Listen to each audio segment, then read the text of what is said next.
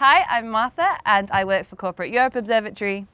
And I'm Pascoe and I also work with Martha at Corporate Europe Observatory, or CEO. COP28 is about to happen, the UN climate talks. They're happening in Dubai. There's a lot of controversy, really big influence of the fossil fuel industry, from the chair being the head of an oil company to the EU's main commissioner having worked for Shell and having various fossil fuel ties. So we're trying to kick the fossil fuel industry and all big polluters out of COP28. Earlier this year, we saw that there was already success from getting EU and US decision makers to call for a firewall on fossil fuel influence. This was one of the first steps, and we saw some amount of progress at Bonn. However, looking at how we can influence and ensure that fossil fuel ties have no place in the COP space will be even more crucial this December. So the Kick Bip Polluters Out campaign, with more than 400 groups across the world, has come up with 4 key demands that we're going to be pushing at COP28.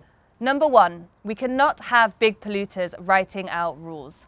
We must ensure that there is no space for fossil fuel company or polluter influence in the UN climate talks. We need an accountability framework to ensure that they are not in this space and that we get the systemic change that we need. Number 2, no more bankrolling climate change.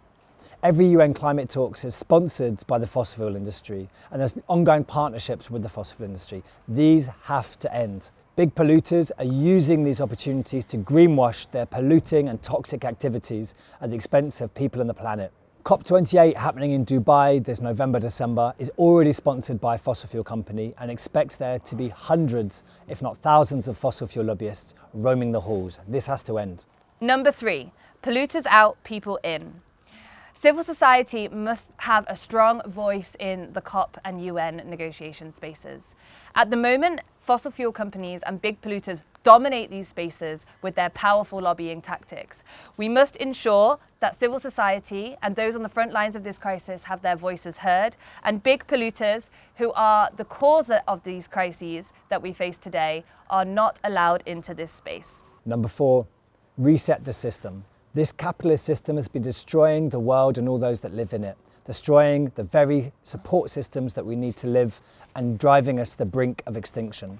We need to reset the system and find real solutions that centre people, the environment, particularly from indigenous communities, communities of colour, women and others who are on the front lines of the climate crisis. These are the solutions that are not being held not just in the UN talks, but also in our own capitals. And these are the solutions that are going to help us get past this broken capitalist system.